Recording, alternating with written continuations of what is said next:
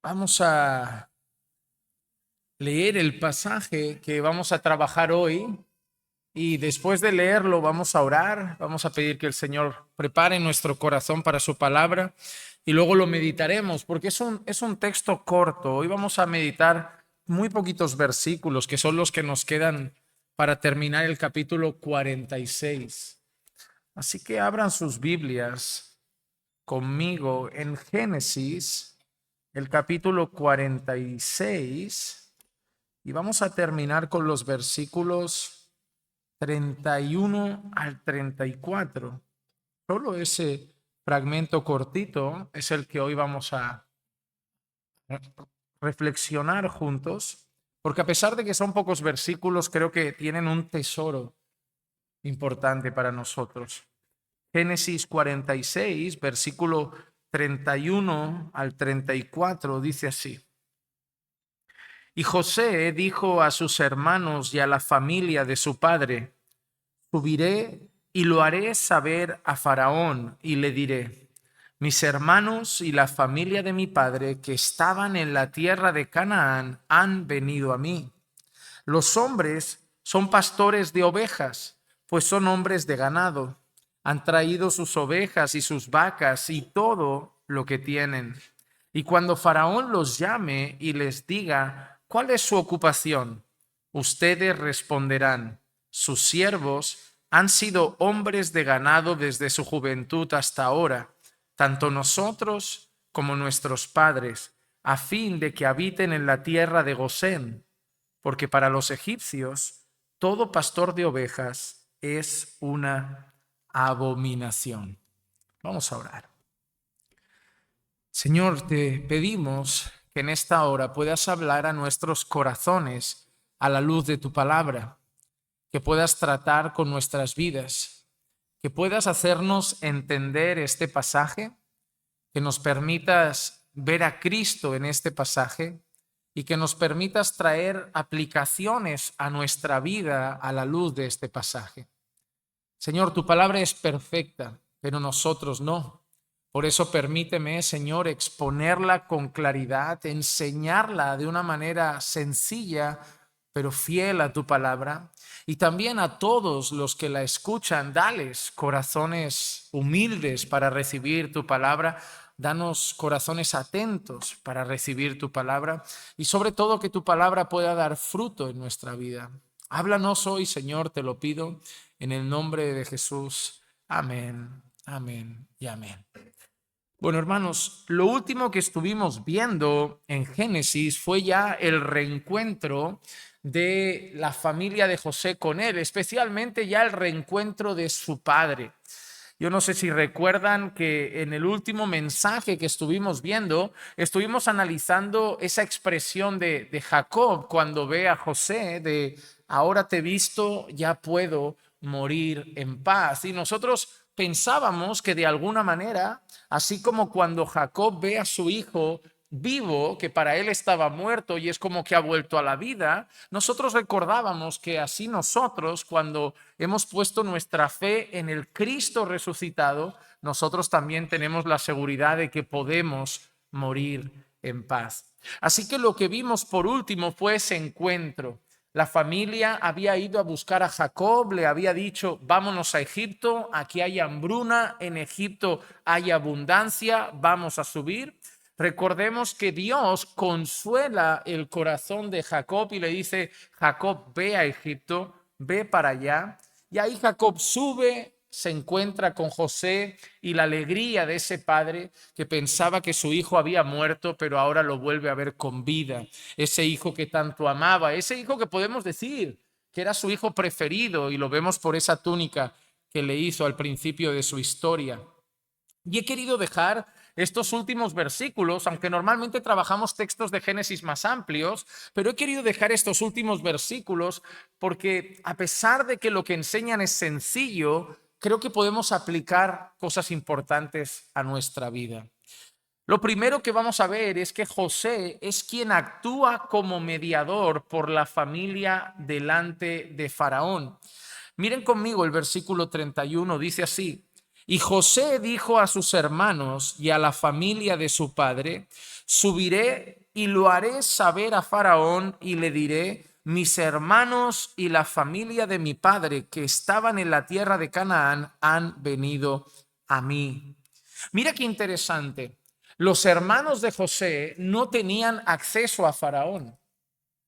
El padre de José no tenía acceso a Faraón, es decir, nadie puede ir a Faraón libremente. Incluso esto lo podemos aplicar a otros reinos. ¿Recuerdan la historia de Esther?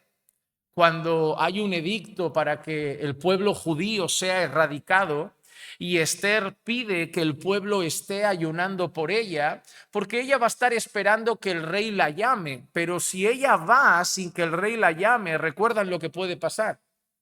La pueden matar, le pueden cortar la cabeza. Y la única solución, la única esperanza es que si ella entra sin que el rey le dé permiso, es que el rey extendiese su báculo y lo pusiese sobre ella en señal de gracia y de misericordia. Así que nosotros vemos que tanto en la cultura egipcia como en otras culturas no se podía acceder al rey libremente. Tú no podías llegar a un palacio y decir: vengo a hablar con el rey. Esto no iba así. El acceso al rey era un acceso exclusivo. No todo el mundo tenía acceso a él y usualmente para llegar al rey tenías que tener una especie de cita previa, tenía que ser concertado. Entonces la gente tampoco tenía acceso a Faraón, no había un acceso libre a Faraón, no se podía hablar libremente con Faraón. Solo había una manera como podían acceder a Faraón y era a través de su mano derecha. Recuerden que José es como el primer ministro de Egipto. José es la mano derecha de Faraón. Ahora visualícenlo de esta manera. Hay un trono donde está Faraón y hay un trono a la derecha donde está José. Faraón está ahí en el trono principal, pero José está a la derecha de Faraón. No sé si recuerdan que Faraón le había dado autoridad sobre todas las cosas, sobre todo Egipto. Y Faraón incluso dice: el único sobre el cual no estás es sobre mí, sobre todo lo demás tienes gobierno y dominio. Así que esa posición, ¿a quién nos recuerda? Si Faraón está en un trono y a la diestra de Faraón está José, ¿en quién podemos pensar? En Jesús a la diestra del Padre. Y mira qué curioso, porque para que la familia de Jacob pueda llegar a Faraón, tiene que ser a través de José. José dice: yo iré a Faraón por vosotros. Yo hablaré a Faraón por vosotros. Yo le haré saber a Faraón que habéis venido. Es decir, vosotros no podéis ir a hablar con Faraón. Vosotros no podéis llegar directamente a hablar con Faraón. Solamente a través de mí podéis llegar a hablar con Faraón. Y eso nos vuelve a hacer pensar en José como un tipo de Cristo. Porque de la misma manera que la familia de Jacob y Jacob solo podía hablar con Faraón a través de José, nosotros solo tenemos acceso al Padre a través de Jesús. Necesitamos un mediador. A lo largo de la historia del relato bíblico, siempre ha habido una persona que ha mediado entre Dios y el pueblo. Si tú lees de Génesis a Apocalipsis y seguimos ahora, por ejemplo, con el relato de Génesis en adelante, vas a encontrar que Moisés es un tipo de mediador, ¿verdad? Recuerdan que hay un momento incluso que como que el pueblo puede ir a Dios, pero miran a Moisés y dice: ¿sabes qué, Moisés? Habla tú con Dios, trata tú con él y nos traes el mensaje. Y Moisés hace ese trabajo como de mediador. Luego, más adelante, aparece la figura de los sacerdotes. Tenemos la familia de Aarón, tenemos el sacerdocio levítico y vemos que hay un sumo sacerdote que se encarga de mediar entre Dios y el pueblo, hace sacrificios. Siempre ha habido una figura de mediador, siempre ha habido. Creo que el único momento donde no vemos esos mediadores quizá puede ser en Génesis, cuando da a entender que Adán tenía un trato directo con Dios, nuestro primer representante, pero más adelante empezamos a ver esa figura del mediador que al final, como la Biblia muestra, todos son sombras de lo que había de venir. de ese mediador perfecto, de ese sumo sacerdote perfecto. José es solo un modelo, un tipo de un mediador perfecto, y ese es Cristo. Nosotros solo podemos acceder a Dios, solo podemos acceder al Padre por medio de Jesús. Mira cómo lo dice Hebreos capítulo 7 y el versículo 25. Dice, por lo cual Él también es poderoso para salvar para siempre a los que por medio de Él se acercan a Dios, puesto que vive perpetuamente para interceder por ellos. Solo nos podemos acercar a Dios por medio de Él. Yo esto lo explico cuando hacemos el curso de membresía, que hablamos de la elección y que hablamos de la soberanía de Dios y hablamos de la responsabilidad del hombre. ¿No? Siempre digo, imagínense un cartel, van por un parque, van por un camino y están transitando por un parque y ven una puerta grande de madera y un cartel enorme que pone que entren todos los que están cansados y cargados, que yo les daré descanso, ¿no? Imagínense que pasa por ahí, ve el cartel y dice, no me interesa. Ahí pasa otra persona, ve el cartel y dice, tengo curiosidad, se asoma, abre la puerta un poco, mira, pero no llega a entrar. Y luego pasa otra persona y ve ese cartel, que venga todo el que está cansado y cargado, que yo le daré descanso, y dice, no, yo lo quiero, y entra. Y una vez entra por esa puerta, al pasar la puerta se gira y ve otro cartel detrás que pone, nadie viene a mí si el Padre no lo trae. Nosotros vemos una cosa clara. Nosotros vamos a Dios porque Dios ha hecho que vayamos a Él. Desde Génesis, Dios ha sido el que ha ido a buscar a la gente. Cuando Adán peca, ¿es Adán quien va a buscar a Dios o es Dios quien va a buscar a Adán? Una vez Adán peca, de su naturaleza ya no sale a buscar a Dios, ¿ves? Eso es lo que hace el pecado. Ha vuelto al hombre ya incapaz de ir a buscar a Dios. Adán ha pecado y él ya no va a buscar a Dios. Ya tiene que ser Dios el que va a Adán. Adán, ¿dónde estás? ¿Qué pasa? ¿Por qué te escondes? Te pregunto, ¿fue Abraham el que fue a buscar a Dios o fue Dios el que fue a buscar a Abraham? Fue Dios el que se presentó a Abraham y le dijo, Abraham, sal de tu tierra y de tu parentela y ve a la tierra que yo te mostraré. Siempre es así. ¿Fue Moisés el que fue a buscar a Dios o fue Dios el que se presentó a Moisés? Fue Dios el que aparece en una zarza ardiente de manera que atrae la atención de Moisés y ahí trata con el corazón de Moisés. ¿Fue David el que fue a buscar a Dios o fue Dios el que fue a escoger al rey David como sucesor de Saúl? Y así podemos seguir con la historia. No fue Mateo, el recaudador de impuestos, el que un día dijo voy a Jesús. Fue Jesús el que fue a recaudador de impuestos y le dijo, Leví, vente.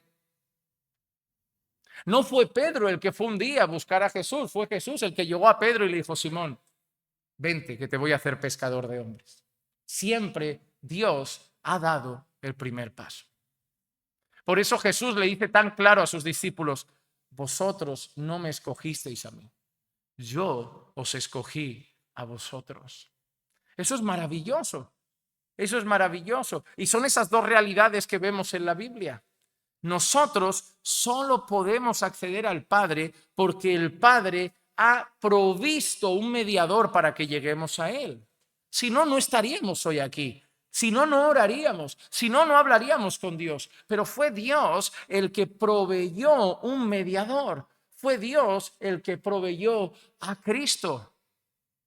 Por eso también es importante entender que si tú has conocido a Dios, se lo debes a Jesús. La Biblia dice, nadie conoce al Padre sino el Hijo y aquel, y recuerda esta frase, y aquel a quien el Hijo se lo quiere revelar. Tú conoces al Padre porque te lo ha revelado el Hijo. Solamente tenemos acceso a Dios por medio de Jesús. Solamente tenemos acceso al Padre por medio del Hijo. Sería imposible llegar a Dios sin Cristo, pero según lo que dice Hebreos, es otro regalo mayor todavía. No solo Cristo nos ha permitido tratar con Dios, sino que dice esto. Mira el texto. Él es poderoso para salvar para siempre. Él es poderoso para salvar para siempre, una salvación perpetua, para salvar para siempre. ¿A quién? A aquellos que por medio de él se acercan a Dios. ¿Y por qué salva a esos para siempre? Puesto que vive también para siempre, perpetuamente, intercediendo por ellos. Cuando tú ves la historia del apóstol Pedro, tú ves la historia de un fracaso en potencia. A veces uno ve al apóstol Pedro y dice, gran hombre de Dios. Yo me siento muy identificado con él, emocional, temperamental, torpe, impulsivo. Es un fracaso en potencia. Además, tiene un sentido de sí mismo fuera de lugar. Él se ve más fuerte de lo que es, él se ve más valiente de lo que es, hasta el punto que cuando Jesús anuncia su muerte, Pedro afirma con mucha convicción, todos te dejarán menos yo contigo hasta el final. Y Jesús llega al corazón de Pedro y le dice, Pedro, mira, antes de que el gallo cante, tú ya me habrás negado 3 veces, no una ni dos, 3 veces me habrás negado. Y Pedro seguramente pensó, no sabe quién soy. Pero es exactamente lo que pasa. Ahí tú piensas, ¿ves? Pedro es un fracaso en potencia y tiene todos los papeles para abandonar la fe, porque tiene la culpa, ha negado a Jesús, lo ha negado 3 veces, todo tiene para que Pedro se vaya. ¿Y saben qué? Es que Pedro se va, porque Pedro vuelve a pescar. ¿Qué estaba haciendo Pedro cuando Jesús resucita? Está pescando. Es decir, Pedro ha vuelto a su viejo negocio. Pedro tiene todo para abandonar la fe. Pero ¿quién le prometió que no la abandonaría? Jesús. Le dijo, Pedro, Satanás ha pedido para zarandearte y le voy a dejar. Todo lo que vemos ahí es el zarandeo del enemigo que Jesús le había dicho. Pero Jesús le da una promesa a Pedro. Pero yo, ¿qué haré? Rogaré para que tu fe no falte. ¿Y qué es ese rogaré? ¿A quién ruega? Al Padre. Y eso es exactamente lo que dice Hebreos. Esa palabra interceder la puedes cambiar por rogar. Dice, puesto que vive perpetuamente para rogar por ellos. Lo que Jesús le dice a Pedro es, Pedro, tú eres débil, tú te vas a zarandear, pero yo te voy a sostener. Yo voy a rogar para que tu fe no falte. Y es lo que pasa. Pedro luego tiene ese encuentro con Jesús y Jesús se encarga de volver a levantar a Pedro y no tenemos registro nuevamente de que Pedro abandone la fe, porque tiene la garantía de Jesús. Y es la misma garantía que tenemos tú y yo. Déjamelo plantear de esta manera. Tú y yo somos candidatos a fracasar en la fe. Yo no sé si ante mí tengo superhéroes espirituales, pero lo poco que conozco a la iglesia que pastoreo son gente débil. Tenéis luchas, problemas en el matrimonio a veces, altibajos. Tenéis todo para no dar la talla y tenéis todo para dejar este camino. O sea, yo os miro y si os analizase humanamente, digo, si tiene que aguantar firme en la fe hasta el final, yo no lo veo claro. Pero ¿por qué creo que os veré hasta el final? Porque Él vive perpetuamente para rogar por vosotros. Porque vuestra fe la sostiene Jesús. Yo no confío en vosotros y tampoco confío en mí. Yo confío en Jesús. Mi confianza de llegar a la meta no está en mi fuerza, es que no tengo suficiente. Mi confianza en llegar a la meta es Jesús. Es Jesús. Es que dijo, el que empezó la buena obra, la va a perfeccionar. Esa es mi confianza. No mi buena obra, su buena obra. Porque Él no se cansa, yo sí. Él puede todo, yo no. Yo soy débil, Él todopoderoso. Yo no puedo descansar en algo tan pequeño y débil como yo, pero sí puedo descansar en alguien tan poderoso como aquel que está a la diestra del Padre, rogando por ti y por mí para que sigamos adelante. Oh, hermano, Jesús está al lado del Padre pidiendo para que sigas adelante. Jesús está al lado del Padre diciendo, ayuda a Ariel a seguir, ayuda a Héctor a seguir, ayuda a Luis a seguir, ayuda a Kevin a seguir, ayuda a Clicia a seguir, ayuda a Miqueas a seguir. Él está al lado del Padre diciendo, sosténlo, sosténlo. Y el Padre siempre le dice sí a las oraciones por ti y por mí de Jesús. Siempre responde favorablemente al Hijo que ha hecho su voluntad. Nosotros podemos ver cómo José media entre la familia y Faraón, y de la misma manera Jesús media entre nosotros y Dios. En Hebreos también el capítulo 9 y el versículo 24 dice, porque Cristo no entró en un lugar santo hecho por manos, una representación del verdadero, sino en el cielo mismo, para presentarse ahora en la presencia de Dios por nosotros. Así como José se presentó delante de Faraón por su familia, Jesús se presenta delante del Padre por nosotros. Jesús es nuestro mediador. Jesús es la garantía de que vamos a tener la capacidad de llegar a estar con el Padre y la garantía de poder hablar con el Padre. Nosotros ahora tenemos acceso libre al Padre, ¿recuerdan?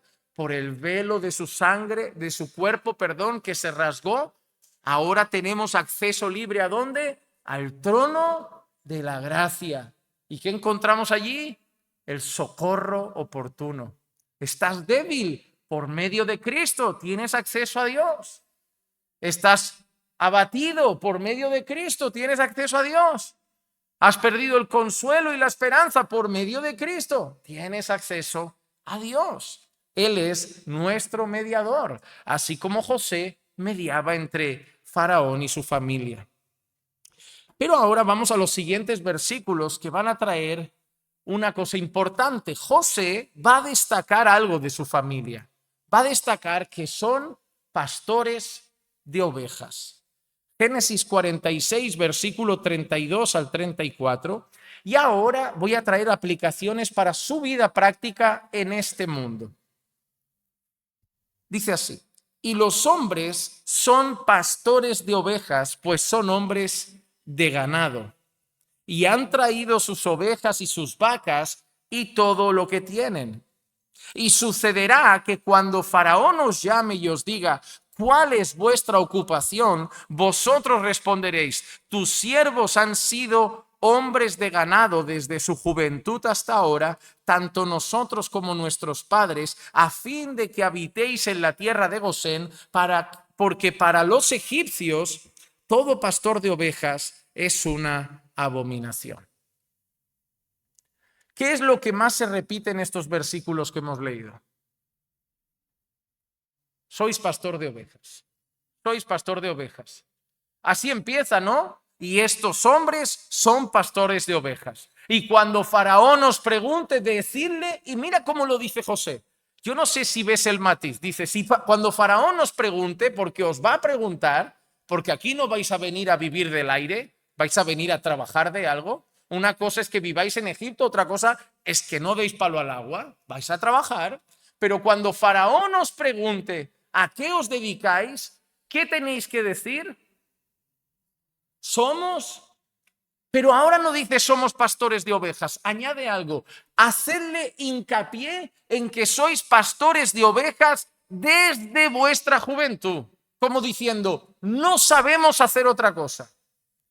Toda nuestra vida hemos sido pastores de ovejas, porque podría pensar, bueno, dadles otro oficio, ¿qué más sabéis hacer? Pero José tiene esta intención, enfatizar que sois pastores de ovejas, enfatizad que habéis venido con vuestro ganado y enfatizad que no habéis hecho otra cosa en la vida y que desde vuestra juventud sois pastores de ovejas. ¿Pero por qué, José? ¿Por qué, hermano? ¿Por qué tanto interés en que le diga a Faraón eso? Porque odian a los pastores de ovejas. ¿No te entiendo, José? Les dan asco, los aborrecen, les parece algo inmundo ese trabajo, no los quieren cerca.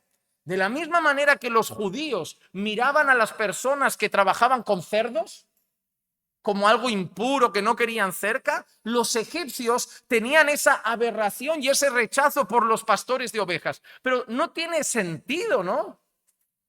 No tiene sentido. ¿Por qué? Porque José, pero queremos caer bien a Faraón, queremos agradar a Faraón. Tú nos has traído aquí para que estemos en Egipto, para que estemos bien, para que no pasemos hambre, para vivir tranquilos. Y ahora quiere que le digamos a Faraón que somos pastores de ovejas, sabiendo que Faraón lo aborrece y que los egipcios le da asco un pastor de ovejas. Sí. ¿Por qué, José? Y ahí está la clave de hoy. Para que os mande a Gosén. Esa es la clave. Porque lo dice así. Dice, a fin de que habitéis en la tierra de Gosén. Pero José, entonces no viviremos en palacio contigo. No. No estaremos aquí en las calles céntricas del Cairo. No, estaréis en Gosén. ¿Pero por qué, José? Porque vais a vivir tranquilos en Egipto, pero no sois egipcios. Porque no quiero que os mezcléis con sus falsos dioses. Porque no quiero que comáis sus comidas. Porque no quiero que practiquéis sus cultos, porque no quiero que os adaptéis a su cultura, porque quiero que viváis, pero sois santos. Quiero que viváis, pero vosotros servís al único Dios verdadero. Quiero que viváis, pero vosotros sois un pueblo diferente. Y tengo que hacer algo para que estéis aquí bien, pero no os mezcléis con ello. ¿Cómo? Decid que sois pastores y os mandarán a esa tierra separada, que además Gosén era una tierra fértil, ideal para el ganado, os va a mandar a esa tierra que es ideal para el ganado, así que vais a tener el bienestar de Egipto, pero sin mezclaros con los egipcios, sin mezclaros con la cultura.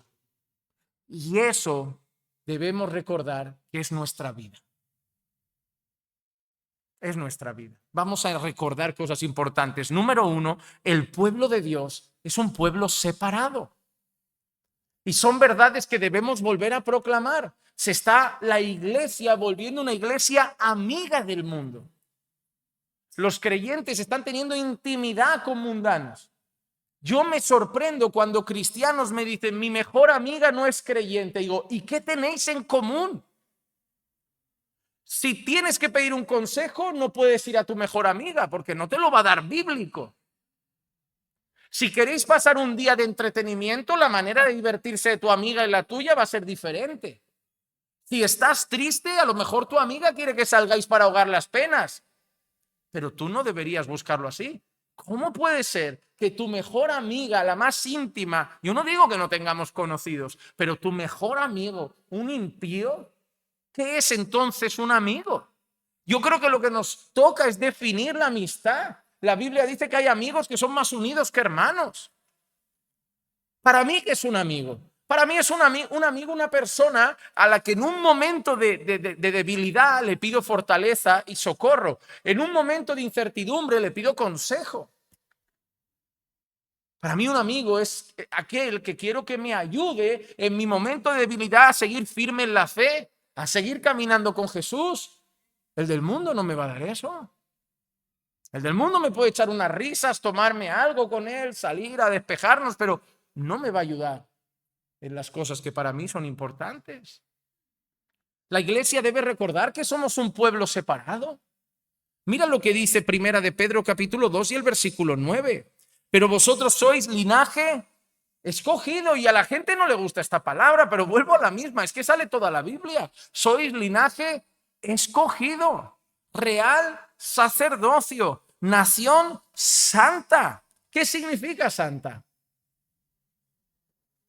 Apartado. A mí hay una palabra que me gusta mucho, a veces las usamos separadas, pero para mí son iguales. Consagrada. ¿Sabes cuando a veces hay iglesias que hacen esto? Una vez yo fui a una iglesia y un niño iba a tocar la guitarra, así como que estaba ahí parada y la fue a tocar y alguien le dijo, no la toques. ¿Qué pasó? Esa guitarra está consagrada a Dios. Y yo entendí lo que quería decir. Esa guitarra solo toca armonía evangélica. Esa guitarra es exclusiva para las alabanzas. Pero de ahí viene la palabra. de consagrar, de separar algo para Dios, de decir, esto va a ser para Dios. ¿Recuerdan? El templo tenía utensilios, vasos de oro, cosas así. Cuando querían faltar al respeto a Dios, ¿qué hacían? Tomaban los utensilios del templo y los usaban para algo pagano. Era una falta de respeto porque eran utensilios consagrados a Dios. ¿Y sabes qué quiere Dios de su pueblo? Que esté consagrado a Él, y esto se está perdiendo. Venimos a la iglesia como el católico a veces va el domingo a misa, pero cada vez es más difícil encontrar creyentes que han consagrado su vida a Dios. Creyentes que dicen, Dios es mi Señor y yo soy separado para Él. Pero así dice que somos una nación separada, una nación santa, una nación consagrada. No podemos pretender vivir como impíos aquí y pasar la eternidad como creyentes. Si no vivimos aquí abajo como nación santa, no pasaremos la eternidad como nación santa. Nuestra vida aquí tiene que ser consecuente con la vida que nos espera en la eternidad. Como bien dijo alguien una vez, es extraño que muchos creyentes hoy dicen que quieren pasar la eternidad con Dios, pero aquí no hablan ni media hora al día con Él. Dice, es extraño, porque no tienen ganas de estar con Él. Dicen que quieren pasar la eternidad con Él, pero aquí no hablan ni media hora con Él. Dice, no tiene sentido. Somos una nación santa, dice, un pueblo adquirido para posesión de Dios, a fin de que anunciéis las virtudes de aquel que os llamó de las tinieblas a su luz admirable. Hemos sido separados, consagrados para Dios. Nos tomó del mundo, nos tomó del lodo del pecado. Hermano, tú y yo estamos pudriendo nuestra vida en el pecado, dando nuestra vida en todo lo podrido de este mundo, y Dios tomó nuestra vida porque, repito, no fuimos nosotros a Él que una mañana nos levantamos con ganas de dejar el pecado. Fue Dios, por su gran misericordia, que nos sacó de ese lodo, nos limpió con la sangre de Cristo y dijo, ahora vas a ser mío y vas a vivir para anunciar lo que yo he hecho al mundo. Vas a vivir para dar a conocer mi luz a las naciones. Desde Adán, Dios no ha cambiado su propósito. Miren, el propósito de Dios siempre ha sido llenar la tierra de su gloria, dar a conocer su nombre, que la gente lo adore. ¿Cómo? Haciéndonos a su imagen y semejanza. ¿Cómo fue hecho el hombre? A imagen y semejanza de Dios. ¿Y qué le dice Dios a ese hombre? Fructifica. ¿Cómo? ¿Qué quiere? El problema es que vemos lo de fructifica y solo pensamos, es que había que llenar la tierra. ¿La tierra se tenía que llenar de qué? De imagen y semejanza de Dios.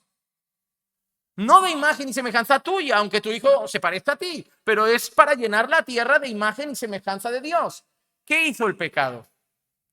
Rompió eso.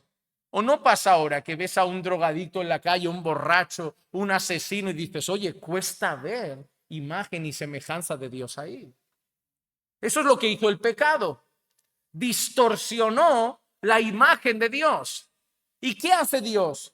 Toma a un pueblo, lo separa, lo limpia, le vuelve a devolver poco a poco lo que el pecado ha roto, para que ese pueblo ahora transformado vaya por el mundo y ahora haga lo que teníamos que hacer desde Génesis: llevar la imagen y semejanza de Dios por el mundo, anunciar a Dios, dar a conocer a Dios a las naciones. Nosotros somos un pueblo que ha sido separado para anunciar a Dios, para dar a conocer sus virtudes. Pero eso siempre ha sido así. No somos la iglesia solamente ahora en el Nuevo Testamento. Siempre ha sido así. Mira, Levítico, capítulo 20 y el versículo 26 dice: me seréis pues santos, porque yo, el Señor, soy santo, y os he apartado de los pueblos para que seáis míos. Os he apartado de los pueblos para que seáis míos. ¿Qué ha hecho José con la familia en Egipto? Los ha apartado un poco de Egipto. Van a tener los beneficios de Egipto, pero van a vivir en Gosén. ¿Por qué? Porque ellos ya eran el pueblo de Dios, son un pueblo separado. Hermano, desde siempre Dios ha tenido un pueblo santo y yo necesito que tú sepas si tú eres parte de ese pueblo santo. Mira, más importante que los debates teológicos por temas secundarios es tu vida. Déjame recordarte una cosa, el infierno está lleno de teólogos. Lo sabes, ¿no? El infierno está lleno de teólogos. La teología no es el examen final que vamos a superar. Antiguamente había gente que no sabía mucho, no tenía grandes libros ni seminarios. Imagínate un creyente de la Sierra del Perú que no tiene acceso ni a tele. ¿Tú crees que ese creyente tiene... Le hablamos de arminianismo, calvinismo, dispensacionalismo, amilenialismo, premilenialismo histórico, premilenialismo dispensacional, y ese creyente de la Sierra del Perú le suena chino,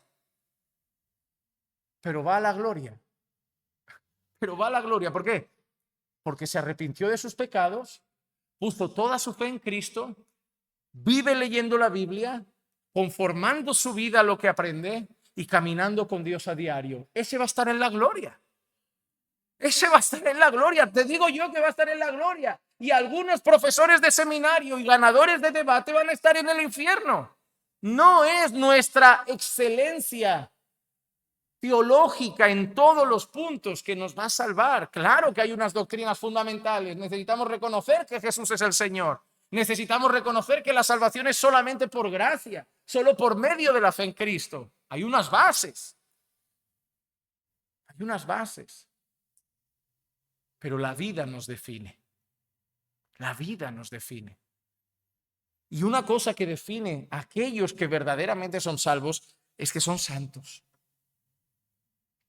Los que son salvos son santos. Métete eso en la cabeza y no dejes que ninguna iglesia moderna te lo quite.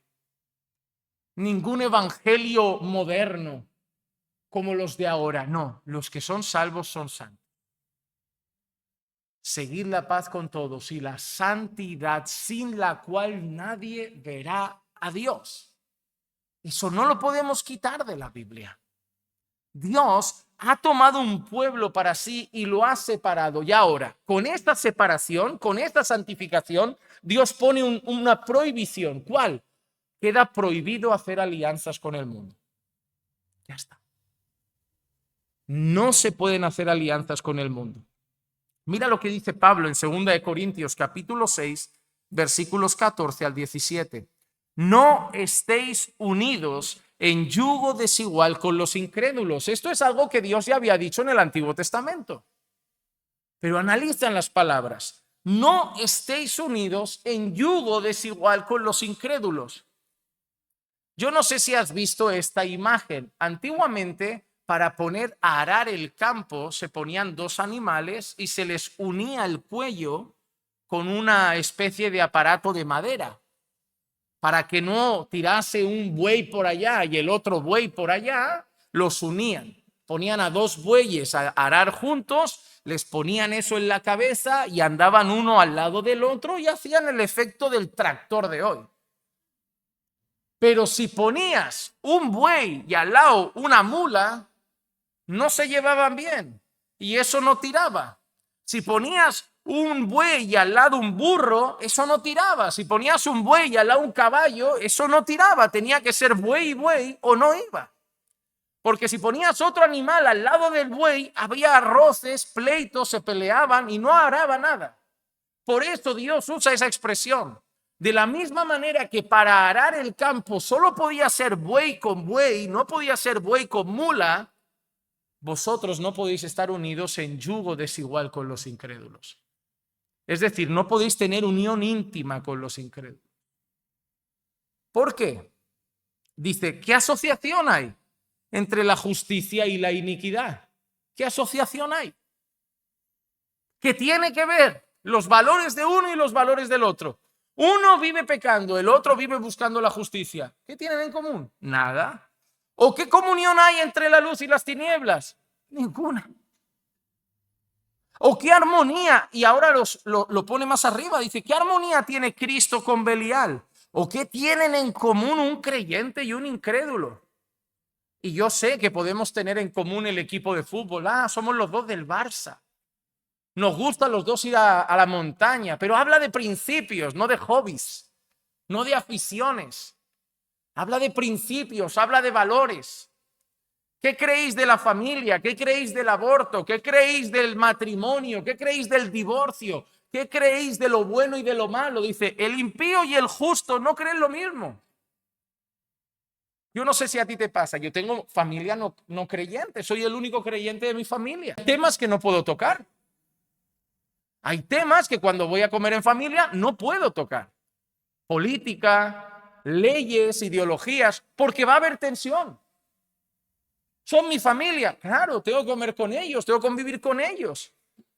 Pero mientras no estén en Cristo y su corazón no abrace lo que es bueno a la luz de la palabra, si hablo de política y algunos temas con mi familia, acabamos en pelea.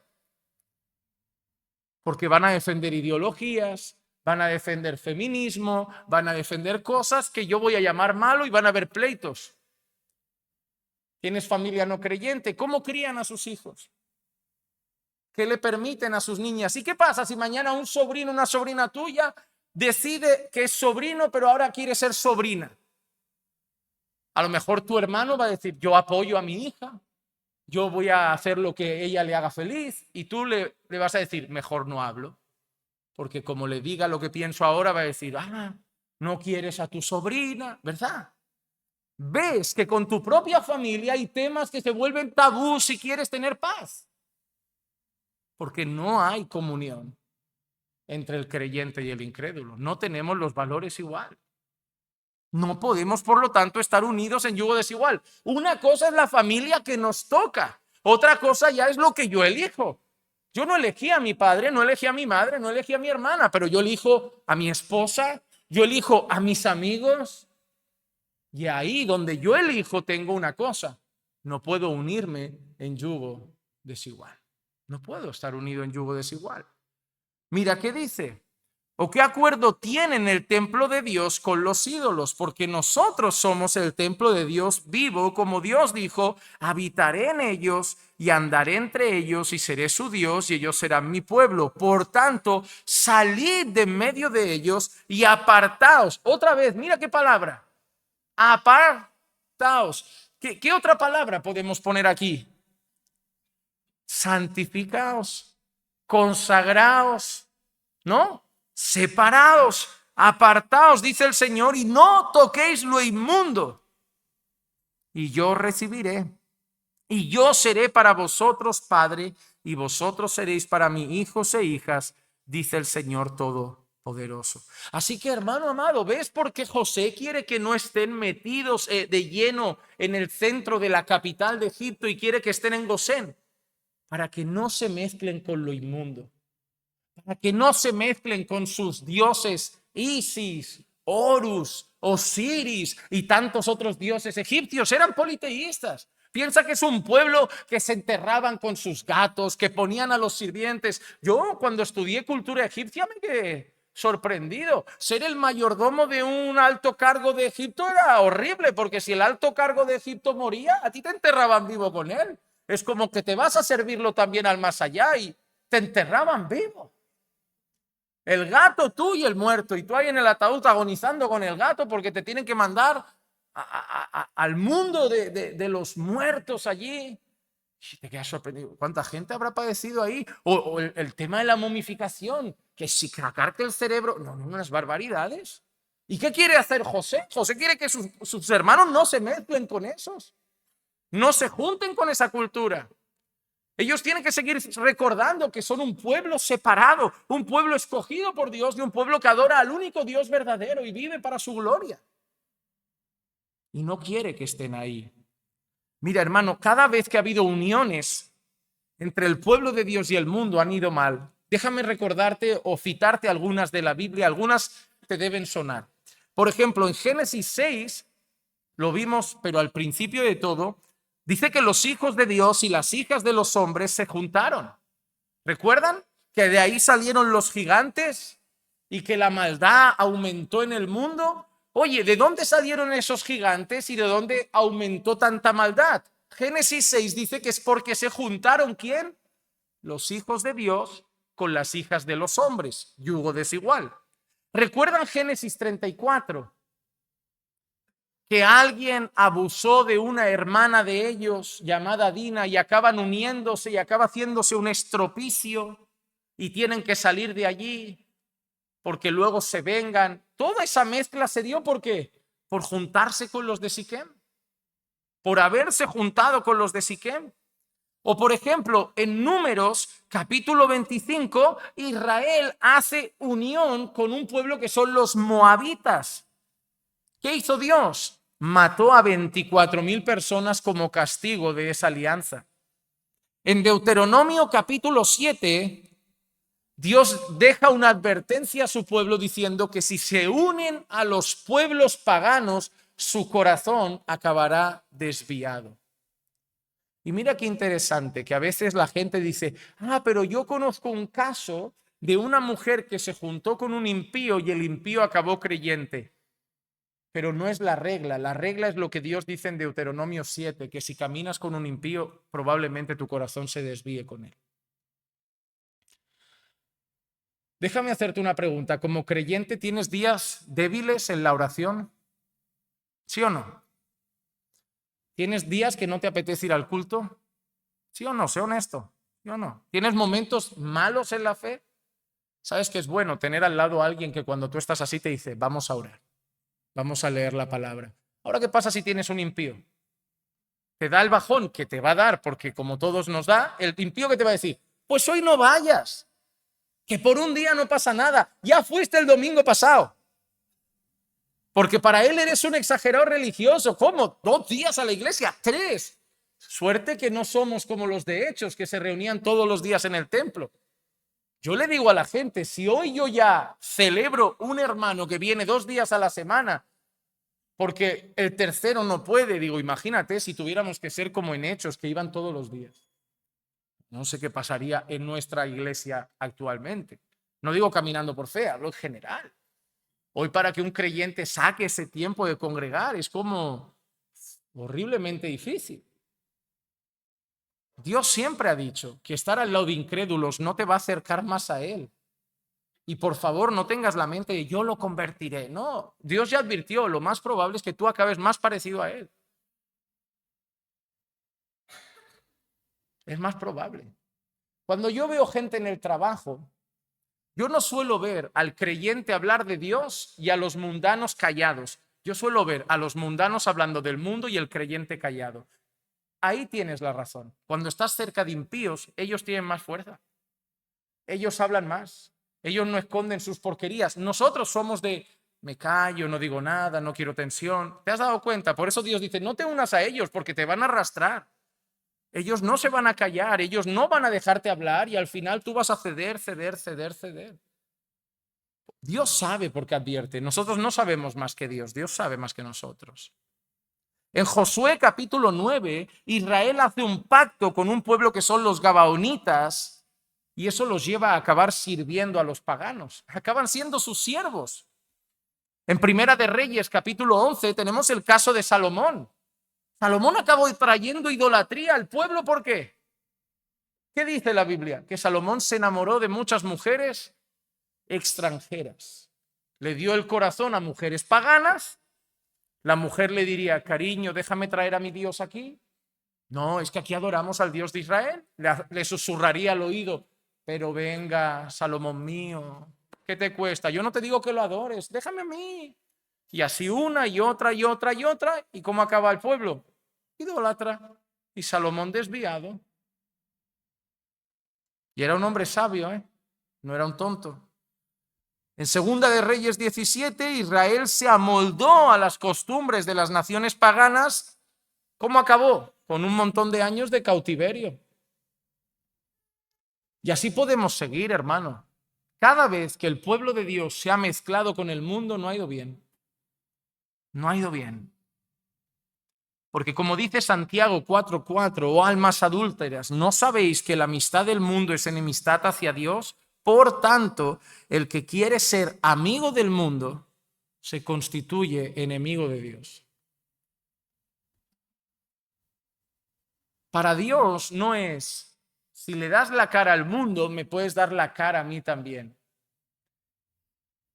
Es como de esta manera, de una manera sencilla. Imagínate que Dios está a mi derecha y el mundo está a mi izquierda, porque el mundo y Dios son radicalmente opuestos. Yo, si voy a Dios, me alejo de ahí, y si voy ahí, me alejo de Dios. No hay como ir para los dos, porque son tan diametralmente opuestos que mirar a uno es dar la espalda al otro. Por eso Dios dice, si te vuelves amigo del mundo, te vuelves enemigo mío. Y si te vuelves amigo mío, te vuelves enemigo del mundo. De alguien vas a tener que ser amigo y de alguien vas a tener que ser enemigo. Tú eliges. Tú eliges con quién quieres estar. Porque los dos no son compatibles. Porque Dios y el mundo son incompatibles. Son incompatibles. Por eso, Pablo nos llama a vivir una vida no adaptada. A mí cuando alguien dice, es que los cristianos sois bichos raros, digo, sí, y a mucha honra.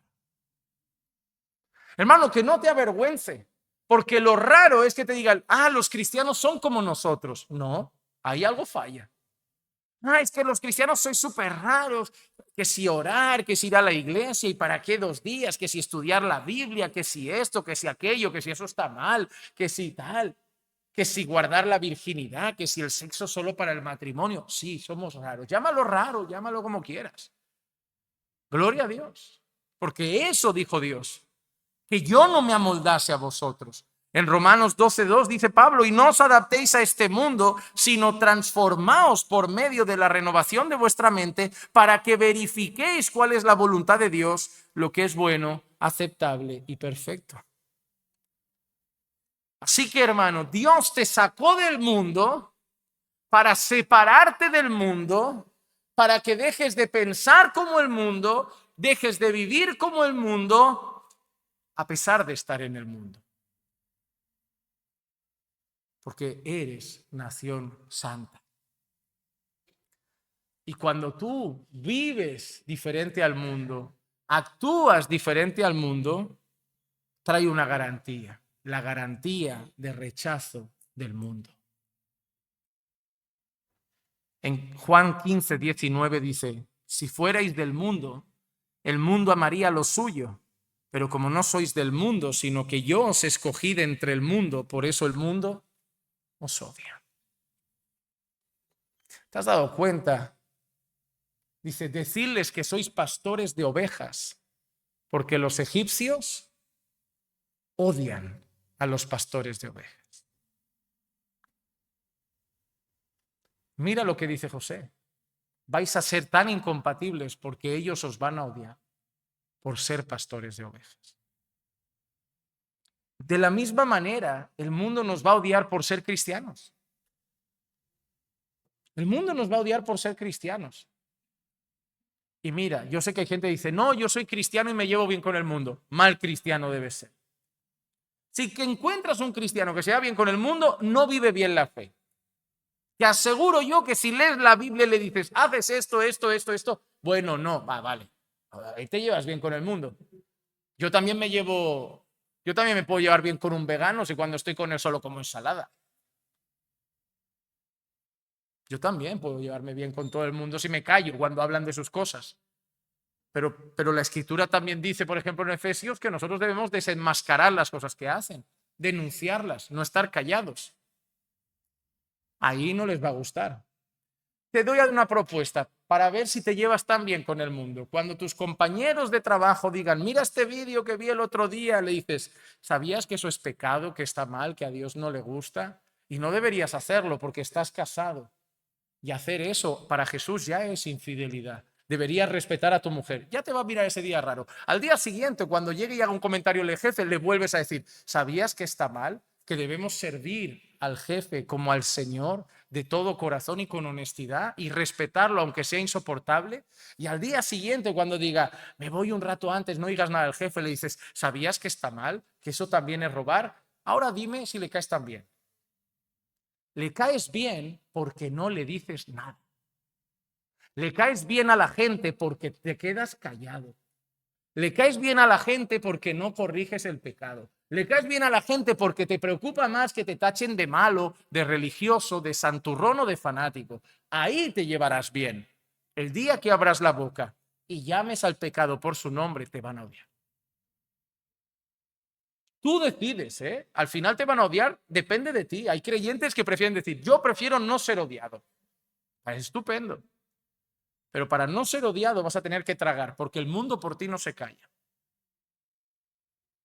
Yo no he visto nunca el mundo que yo llegue a una reunión y digan, callaos que ha llegado el cristiano, vamos a respetarlo. El mundo siempre quiere que nos callemos nosotros. Y a mí Dios no me ha dado un espíritu de cobardía.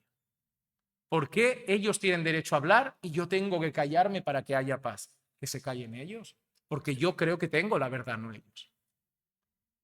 Ellos hablan y nos callan como si ellos tuvieran la verdad y nosotros una mentira. No, se acabó. Hablaremos. Pero habrá problemas. Ya lo dijo Jesús. Seréis aborrecidos de todos por causa de mi nombre.